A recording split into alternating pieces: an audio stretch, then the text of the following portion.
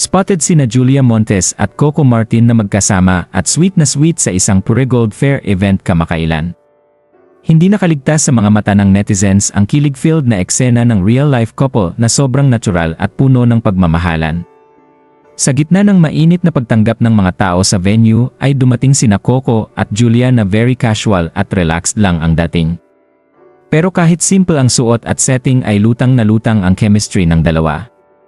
Lalo na nang makuhanan si Julia na todo alaga sa kanyang partner na pinunasan pa mismo ni Julia ang pawis sa noo ni Coco Martin. Kitang-kita ang pagiging maalaga ni Julia. Yung simpleng kilos na yon ay punong-puno ng concern at pagmamahal. Walang halong arte at walang halong publicity na galing sa puso. At syempre, si Coco Martin naman ay hindi na itago ang ngiti.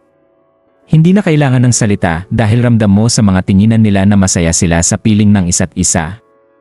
Sa isang bahagi ng event ay makikita si Julia Montes na tahimik pero proud na pinapanood ang performance ni Coco. Habang nagsasalita ang aktor at abalang-abala sa kanyang commitment sa event, ay tahimik lang si Julia sa likod, nakamasid, nakangiti na halatang todo ang suporta niya sa asawa. Ayon sa ilang source ay bahagi rin ito ng business support ni Julia sa mga proyekto ni Coco. Bukod sa pag-arte ay alam nating si Coco ay very hands-on sa mga negosyo at productions na kinabibilangan niya.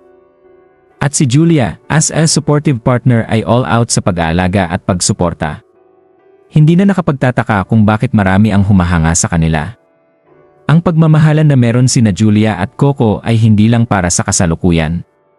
Para ito sa kanilang future. Sina Coco at Julia ay tunay ng relationship goals. Kaya naman hindi nakapagtataka kung bakit sila ang paboritong i-ship ng fans. Galing sa simpleng eksena pero napakabigat sa kilig at respeto. Anong masasabi niyo sa balitang ito? Mag-comment